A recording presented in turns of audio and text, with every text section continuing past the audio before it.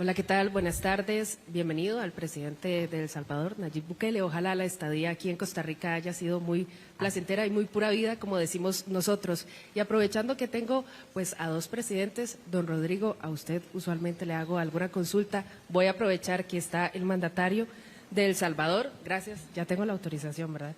Entonces, quería hacerle la consulta, dos preguntas muy puntuales. Esto es porque el método Bukele tiene cerca de 30.000 presos inocentes en su país, según la organización Socorro Jurídico Humanitario.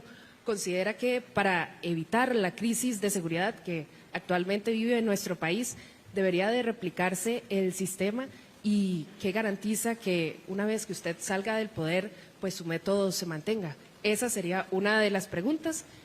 Apenas me conteste esa, pues haría la segunda. Sí, muchas gracias. Como en todo país democrático siempre hay oposición. Y pues la oposición es nociva y a la vez es sana. Es una de esas paradojas son esas paradojas de la democracia en donde, como decía Winston Churchill, es el mejor sistema que conocemos, ¿verdad? Y entonces en El Salvador tenemos oposición. Esa ONG que usted menciona es una ONG formada por exmiembros del FMLN, que además no solo son oposición del gobierno, digamos, ellos mismos lo dicen, sino que además fueron gobierno 10 años, fue la década más sangrienta que vivió nuestro país. Llegamos a tener en el gobierno de ellos, de los miembros de Socorro Jurídico, de los que conforman la Junta Directiva de Socorro Jurídico, en su gobierno llegamos a tener 103 homicidios por cada 100.000 habitantes, que es la tasa de homicidios más alta de todo el mundo, más alta que Afganistán, más alta que Irak, más alta que cualquier país de África subsahariana, más África que cualquier lado, más África que toda Latinoamérica, más alta, perdón, que toda Latinoamérica, la más alta del mundo la llegamos a tener en el gobierno de ellos. En el gobierno de ellos también hubo una tregua con las pandillas, en donde esos videos que salen, donde los pandilleros tenían prostitutas, fiestas con luces de discoteca, drogas, transmitían sus fiestas por internet.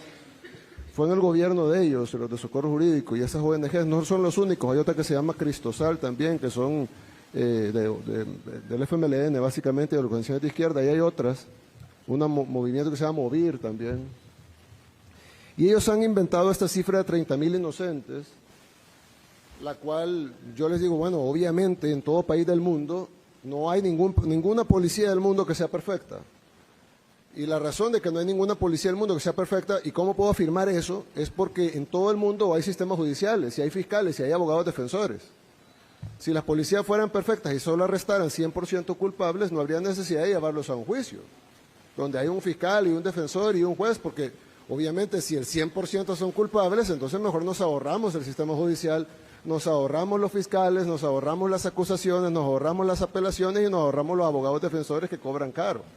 Y la Procuraduría, no tendría sentido que exista, porque pues todos son culpables. Entonces es sabido que en El Salvador, como en Costa Rica, como en Francia, como en Alemania, como en Inglaterra, como en los Estados Unidos, hay inocentes capturados. Eso pasa en todos lados y parece un sistema judicial que los libera. Y me decía un reportero de la BBC, del Reino Unido, me decía, sí, pero sus cifras son mayores que las nuestras, en porcentaje, por supuesto. Y lo claro, porque el Reino Unido no ha sido la capital mundial de los homicidios, éramos nosotros. Y si éramos la capital mundial de los homicidios es porque teníamos el mayor número de homicidas. Y si teníamos el mayor número de homicidas, obviamente tendremos el mayor número de presos homicidas. Y si tenemos el mayor número de presos, pues obviamente habrá un porcentaje de personas inocentes que han sido liberadas en su gran mayoría, y hemos liberado 7.000 personas. Lo otro que es importante decir es que alguien dice, bueno, pero El Salvador ha metido a la cárcel al 1% de la población. Yo le decía, no, nosotros hemos liberado al 99% de la población que estaba en la cárcel, porque en El Salvador todos estaban en la cárcel. Para los que conocen salvadoreños o tienen familia en El Salvador o tienen amigos salvadoreños, o si no, pueden preguntarle a medios aliados, etcétera. Los salvadoreños estaban en la cárcel todos. No podían ir los niños a jugar, no podía alguien caminar por la calle, no podía ir un par de señoritas solas caminando por la calle, eso era impensable. Iban a ser violadas, les iban a arrancar la cabeza, iban a dejar las cabezas tiradas en un basurero. Entonces, nosotros no metimos preso al 1% de la población, nosotros liberamos al 99%. Obviamente, las operaciones no son perfectas y pues sin ninguna intención de dañar a una persona inocente. Algunos inocentes, pues obviamente fueron capturados de la misma manera que lo son en Francia, en Alemania, en Japón y en todos los países del mundo, y estamos liberándolos. Ya hemos liberado 8,000 personas y vamos a liberar el 100% de inocentes. Ahora, yo le decía a un embajador, no voy a decir de qué país, pero yo le decía a un embajador que me decía eso. Dice, porque hay que acelerar las liberaciones de los inocentes. Y yo le digo, claro, embajador, pero ¿usted cree que un país que comete error al capturar culpables no va a cometer error al liberar inocentes? Porque el problema es que me dice, libérelos, pero si los liberamos se van a ir culpables, ahí van a ir a matar. Y yo le conté un caso en donde, yo le dije, le voy a contar un caso donde el Estado violó a una niña. Me dice, ¿cómo que el Estado violó a una niña? Sí, el Estado violó a una niña de 8 años y la mató. ¿Pero cómo fue así? Yo le dije, bueno, se capturó a un hombre por violación. ¿En qué año, ministro? Perdón, 2008. Se capturó a un hombre por violación en el año 2008. El hombre salió libre, o estuvo preso como 4 o 5 años, sale libre, luego fue capturado de nuevo por violación en el año 2012, luego salió libre, no le pudieron probar esa segunda violación, a pesar que había estado preso por la primera, luego fue capturado una tercera vez, o ya la tercera fue la nuestra, no. Luego fue capturado por lesiones a una mujer en el 2014, y ahí sí fue puesto, ahí sí lo condenaron, no, ahí salió libre de nuevo, y luego ya en nuestro gobierno violó y mató a una niña. Entonces a esa niña, ¿quién la violó y la mató? Ese sujeto, claro, y ahora está cumpliendo una pena y nunca va a salir de la cárcel, nunca. Pero a esa niña también la violó y la mató el Estado. Y era una niña de 8 años. Para los que tienen hijas, piensen, o hermanas, piensen en sus hijas de 8 o de esa edad, que venga un sinvergüenza que estuvo 3 veces capturado por violación y lesiones a mujeres, o sea, un psicópata que odia a las mujeres, que viola a mujeres, que lesiona a mujeres. El Estado lo protegió sus derechos humanos, lo liberaron 3 veces y terminó violando y matando a una niña, hasta que este gobierno no ponderó sus derechos humanos, sino que ponderó los derechos humanos de esa pobre niña que no debió haber sido violada ni asesinada. Entonces, nosotros hemos recibido 200 lecturas de moral de personas que no conocen lo que nosotros vivimos, que nunca nos dieron una solución que fuera factible. El Salvador probó de todo, la OEA incluso patrocinó una tregua completa, en donde el secretario general de la OEA, Insulza, llegó ahí a abrazarse con los pandilleros, los pandilleros les entregaron unas armas en gesto de buena voluntad. El secretario general de la OEA en ese tiempo, Miguel Insulza, recibió las armas de los pandilleros, llegaron incluso los sacerdotes a bendecir la tregua, le lavaron los pies a los pandilleros para hacer, de una manera farisea, algo que parece cristiano, pero no lo es, porque estoy seguro que Dios no quiere que se violen niñas y que se asesinen niñas de 8 años. Y ahí todo el mundo aplaudía. El modelo de El Salvador debe ser copiado por el resto del mundo. El Salvador debe de exportarse este modelo que tiene un gran éxito. Y luego se supo todo lo que estaba detrás de esa tregua contra las pandillas, pandilleros que fueron entrenados, y ahí están las fotografías y los videos, pandilleros que fueron entrenados en los polígonos de tiro del ejército nuestro. Ahí fueron entrenados los pandilleros a tiro certero, que significa poderle pegar en la cabeza o en el corazón a los salvadoreños, entrenados por el gobierno, con armamento del gobierno. Se desaparecieron $2 millones de armamento del gobierno, en el gobierno anterior, del gobierno de esas personas que ahora están diciendo eso. Y por último, yo les digo que me den la lista de los 30,000 y que me digan cómo llegaron ellos a esa deducción sin haber, porque dicen hay que hacer juicio, ellos son de los que dicen que el proceso judicial no debe cortarse y debe de agotarse las instancias y llevarse las pruebas de cargo y de descargo. ¿Cómo ellos hicieron sin eso? Nosotros no podemos hacerlo, nosotros no podemos juzgar a alguien sin prueba de cargo y descargo, sin un proceso judicial, pero ellos sí.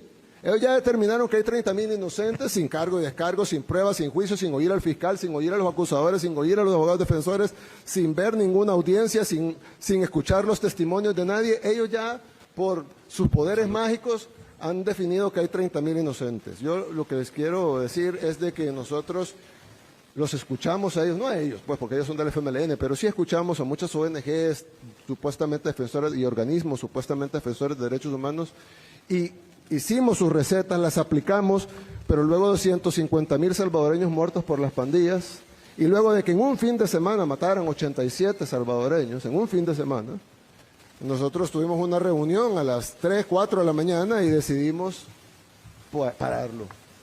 Y lo fuimos a parar y lo aniquilamos totalmente en la operación más exitosa en toda la historia de la humanidad, porque tuvimos 0 bajas civiles. Todas las operaciones de ese tamaño tienen centenares, si no miles de bajas civiles. Tuvimos 0 bajas civiles, tuvimos 8 bajas de nuestras fuerzas del orden, de héroes nuestros que cayeron en ese combate, y tuvimos aproximadamente, ¿cuántos pandilleros habrán caído en la? 110 pandilleros. Entonces, haber eliminado el crimen del país con más crimen en el mundo, con 0 bajas civiles, 8 bajas de héroes de la fuerza pública y 110 pandilleros, es la operación más exitosa en toda la historia de la humanidad. Yo quiero contarle algo, señor presidente, con su permiso. Vea, presidente, ¿cómo decir esto? Usando la lógica que es impecable de que el Estado salvadoreño mató a esta niña de 18 años, de 8 años, en Costa Rica el Poder Judicial ha matado a miles de sicarios. Imagínense que aquí hay un solo caso famoso de un muchacho de 16 años, 16 años, que se llamaba Chiquilín, que lo detuvieron 20 a 30 veces y lo tenían involucrado en 10, 20 asesinatos. Y usted sabe qué, y lo soltaban porque era menor de edad. Y usted sabe qué terminó los asesinatos de Chiquilín, que la banda contraria lo mató. Si no, ahí estaría. Ellos hicieron justicia. Ellos lo mataron. Y nosotros lo agarrábamos y en hora lo soltaban. Y así le puedo dar una lista al pueblo de Costa Rica de los asesinatos que ocurrieron por eso. Y algo curioso, presidente. En mis 10 años en política, yo nunca he visto a un periodista preguntándole a un juez por qué liberó a un criminal. No lo he visto. Yo le decía ayer a un periodista muy reconocido, un periodista costarricense muy reconocido, ¿cómo se llamaba, presidente? Un señor mayor que me contó la historia de que él fue a El Salvador y que tomó unas fotografías de una masacre que hubo en El Salvador por parte del gobierno en 1970, en el gobierno de Molina. ¿Pero fue ayer eso? Ayer sí, en la cena. No. Y entonces él, pues en todo el tiroteo perdió sus rollos. Sí, señor, ya sé quién es, don Edgar Espinosa. Y entonces él fue donde el presidente de ese tiempo de El Salvador y le dijo, me han quitado los rollos, y fueron, y bueno, no encontraron los rollos, pero me contó que cuando estaba en el avión, ya para venirse para Costa Rica, el avión no despegaba, decían, no, es que por órdenes no podemos despegar el avión. A la hora entraron unos militares al avión y le dijeron que están sus rollos. Y ahí estaban todas las fotos de la masacre que había pasado ahí en El Salvador, y él vino a Costa Rica y publicó esos rollos, los publicó, y ganó premios por eso. Imagínate. Y entonces, un periodista íntegro, pues, que a pesar que era amigo del presidente, publicó los rollos que hablaban mal del gobierno del presidente, ¿no? Probaban que sí había habido una masacre. Pero lo que quiero decir es que yo le dije en eso, y me dijo, bueno, me dijo unas palabras bonitas, muy bonitas. Pero yo le dije, lo felicito, porque personas como usted son las que mantienen aún el respeto al periodismo. Porque el periodismo, entiendo yo, y yo no soy periodista, y discúlpenme que me metan en algo, pero ustedes se meten en política. Discúlpenme que me metan en algo. Es tan importante la labor que hacen ustedes. Y la que población espera que ustedes le lleven no lo que le conviene al gobierno, ni tampoco lo que le conviene a la oposición, sino la verdad. Y la verdad bajo la lógica, bajo el sentido común. Y sobre todo, la verdad, no la verdad de un grupo, de una élite, sino la verdad de todos. La verdad que hace el bien para todos, en el caso de ustedes los costarricenses, en el caso de nosotros de los salvadoreños. Yo lo dije ayer, es tan importante que toda la sociedad, en su conjunto, esté a favor del bien y en contra del mal. Ya saldrá un intelectual a decir por qué es bien y qué es mal. Bueno, empiezan a teorizar todo hasta que nada es nada. Pero nosotros sí sabemos qué es bien y qué es mal. Ustedes lo saben, sus familias lo saben. Algunos medios, algunos dueños de medios tal vez lo sepan. Tratemos de llevar la verdad a la gente. Porque ustedes hacen una labor importantísima, por eso estamos aquí frente a ustedes. Y creo yo que ustedes deberían de sumar a esa labor, porque si no nos ponemos todos de acuerdo, ellos sí están de acuerdo. Los malos sí están de acuerdo. Pero nosotros los buenos no nos ponemos de acuerdo a veces. Si nos quedamos discutiendo si esto es azul o es celeste o es turquesa o es aqua. Pero bueno, ¿qué es lo bueno y qué es lo malo? ¿Y qué es lo que debemos de hacer? ¿Y cuál es la labor de ustedes frente a esa situación que está enfrentando Costa Rica? Danilo Chávez. Perdón un momentito, presidente, nada más para que el pueblo de Costa Rica entienda. Cuando usted estuvo a las 4 de la mañana en esa operación que dice que fue la mejor del mundo, que no murió nadie civil, usted no hubiera podido conducir esa operación sin apoyo del Congreso, ¿verdad? No, el presidente del Congreso estaba ahí sentado. Ok. Y yo le dije, necesito que convoques una sesión extraordinaria para allá. Los diputados llegaron el sábado, ¿verdad?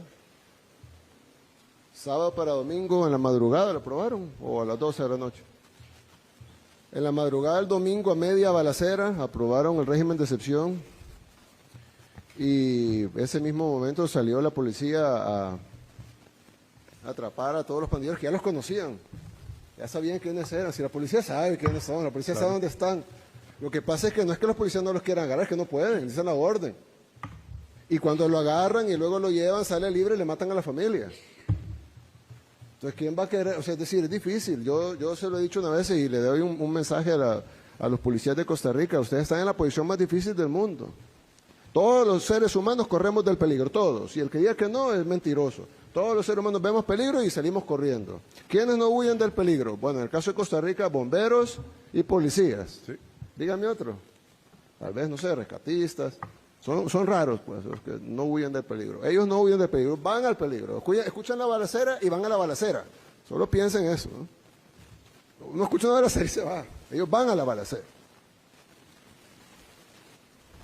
Y luego se tienen que enfrentar sin las herramientas legales para poderse enfrentar.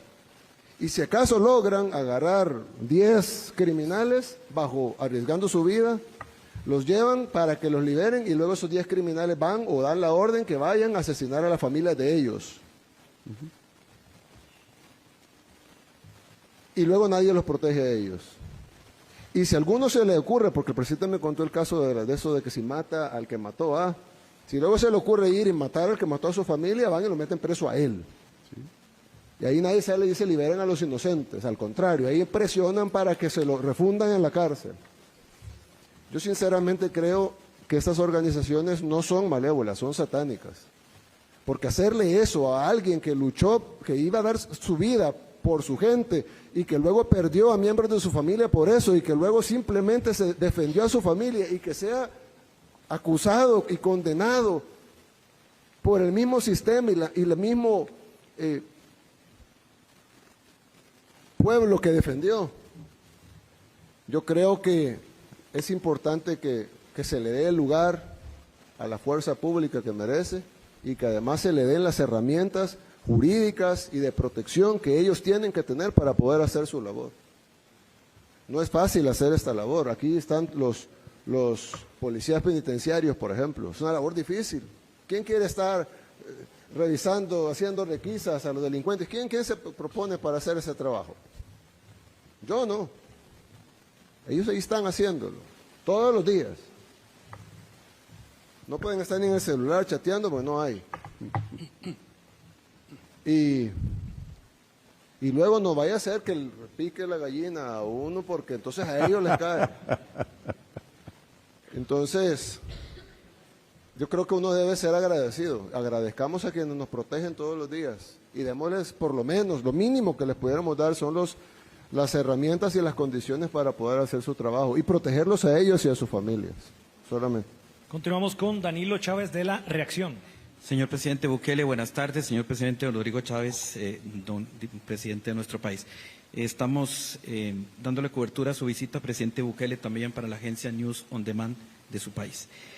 Presidente, ayer le puse atención mucho al tema que usted decía tanto en la tarde como en la noche, que para poder combatir el crimen organizado, las bandas, la criminalidad, había que cerrar fuerzas en torno al líder, al presidente que electoralmente fue electo en las urnas, como pasa en su país y en Costa Rica. Y que eso parecería, en lógica sencilla, es elemental. Hay que unirse porque es demasiado poderoso el crimen organizado, el narcotráfico, etcétera, etcétera. Presidente, pero ¿qué pasa cuando en un país hay poderes que difieren de las estrategias, difieren de los tiempos, de las formas, de los artículos, de cosas específicas de cómo de pronto un poder ejecutivo está queriendo combatir el narcotráfico? Inclusive los órganos de control que le quieren, pues hay cierto respeto a la constitucionalidad, que le dicen de esta forma no se puede hacer las cosas, como de pronto el poder ejecutivo quiere hacerla. Mi pregunta concreta es, ¿qué haría usted como gobernante, como presidente? ¿Ataca a esos poderes, les resta presupuesto, los ofende, los critica, o bien negocia con ellos, consensúa con ellos, llega a acuerdos con ellos para entre las dos partes poder defender o atacar el mismo enemigo común que es el narcotráfico, la criminalidad, etcétera? Gracias. Bien, yo creo que hay una historia famosa de Cartago, pero no paraíso de Cartago, sino Cartago, la ciudad-estado, el imperio cartaginés. Y ellos empezaba un enemigo grande a crecer que se llamaba Roma. Entonces vino Aníbal y dijo, necesitamos ir a tomar Roma, porque si no ellos van a venir a destruir, ellos ya tienen planes para destruirnos. Y entonces logró armar un ejército y marcharon hacia Roma. Roma, la invencible, fue vencida varias veces por Aníbal, varias veces. Un excelente líder militar y logró vencer varias veces a los romanos. Llegaron a las puertas de Roma, pero obviamente tenían años ya en la campaña, los soldados ya estaban cansados, ya no tenían dinero, ya no tenían comida. Y entonces envió emisarios al parlamento cartaginés y llevaban unos sacos al parlamento. Cuando el parlamento en sesión los escuchó, sacaron los sacos y botaron lo que había dentro, y cayeron miles de anillos de oro al suelo. Cada anillo de oro era de un general romano que había sido asesinado obviamente por el ejército cartaginés en las victorias que habían tenido camino a Roma. Y entonces dijeron, tenemos a Roma, estamos en las puertas de Roma y hemos vencido al ejército romano varias veces, pero necesitamos recursos, necesitamos más hombres, necesitamos alimentos. Así que necesitamos que este Senado nos apruebe esos recursos. Discutieron. Esto es una historia, no es un cuento. Discutieron y decidieron que las formas no eran las correctas y que lo mejor era no financiar la expedición y que Aníbal debía regresar a Cartago. Aníbal regresó, Roma se dio cuenta de que debía acelerar lo que tenían planificado y luego Roma atacó y desapareció Cartago de la faz de la tierra. Le echaron sal a Cartago, esas son las guerras púnicas. Las guerras púnicas. Aníbal, Asdrúbal y Amílcar. Correcto. En la cultura del señor presidente salvadoreño. Y los romanos en la última guerra púnica arrasaron Cartago y le echaron sal para que no volviera a salir Para nada. que nunca volviera a saberse de Cartago. Hasta el siglo XX redescubrimos que no eran bárbaros como los llamaban los romanos, sino que era una civilización avanzada, más avanzada que Roma en ese tiempo, con gran comercio y con gran cultura. Yo creo que se puede discutir quién debe ser el líder. Eso es básico en cualquier democracia. Pero una vez electo, se le deben dar, así como a los policías, se le debe dar a ese líder las herramientas para poder combatir lo que tiene que combatir.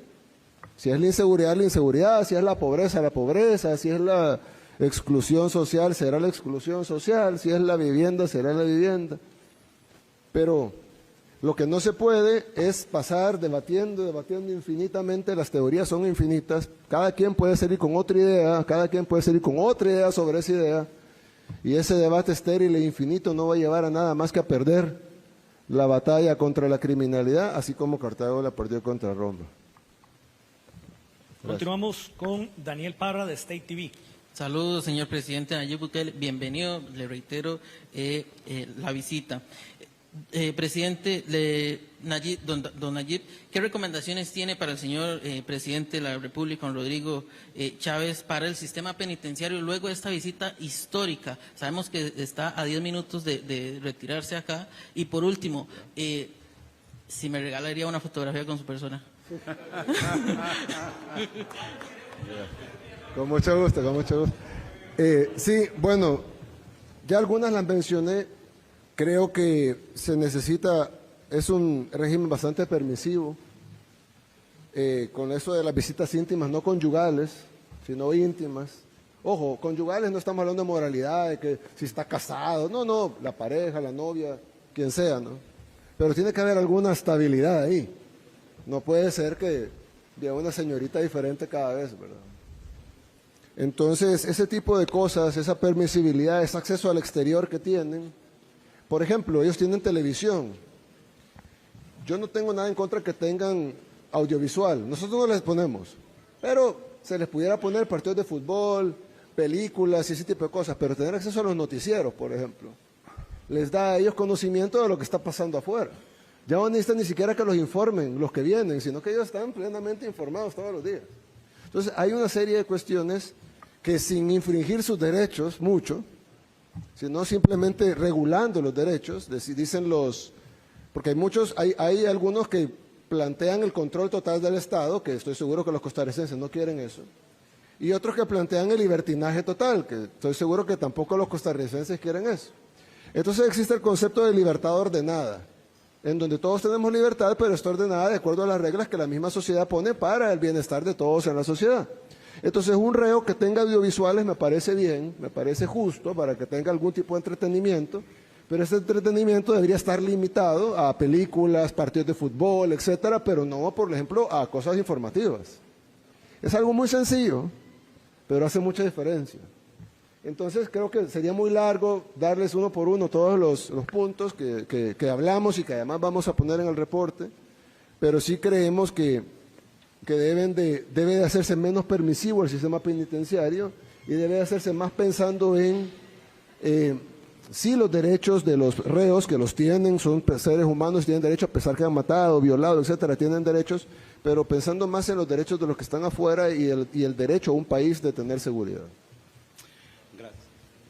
Bien, y terminamos con David Quintana de Ticavisión. Muchas gracias. Ustedes me hicieron recordar la frase de Nerón: ¿acaso es más importante Roma que yo para que digan que es mi víctima? Genial, ¿verdad? Bien, señores presidentes, gracias. Al señor presidente Rodrigo Alberto de Jesús Chávez Robles le consulto. Sabemos que la medalla honorífica que le entregó al presidente Bukele es el motivo de su viaje, pero ¿por qué lo invitó? Me gusta ir más allá de eso, señor presidente. Y al presidente Nayib Bukele Ortiz, sí. Bueno, no sé si le puedo consultar. Ok, muchas gracias, muchas gracias. ¿Por qué lo invité? Yo creo que es obvio, claro, notorio, la contribución que Nayib Bukele Ortiz ha hecho en este viaje a Costa Rica. ¿Ve? Lo que se mira no se pregunta. Vino, nos ha dado mensajes claves, nos ha dicho que la discusión es estéril por años de años de años, que aquí por dicha se acaba en el 26, en el 2026, para bien o para mal, yo no estoy prejuzgando el resultado, no nos va a llevar a corregir a lo que a El Salvador se le sembró en los años 90, germinó en los años 90 y dio su cosecha de fruta amarga y venenosa en los años 2020, cuando él vino a corregir lo que ya era un cáncer, no era un tumorcito. Nosotros todavía tenemos oportunidad y yo no quiero decir que mis ministros no tienen la capacidad. pero oírlo de quién lo logró, por qué lo logró, el papel del Congreso, los cambios que hicieron en el Poder Judicial y los resultados que están a la vista del mundo. Para el pueblo de Costa Rica eso ha sido sumamente beneficioso. Por eso me tomé la libertad. Me di cuenta que el excelentísimo señor presidente y yo compartimos aficiones. Nos vamos a poner a hablar de las guerras púnicas entre Cartago y Roma, los 3 generales famosos, Amílcar, Asdrúbal y Aníbal. En San Salvador conversamos de la batalla de Gaugamela entre entre Alejandro Magno y Darío II, ¿verdad? Darío el Grande. Y que el señor tiene enorme sabiduría y credibilidad para hablarle al pueblo de Costa Rica.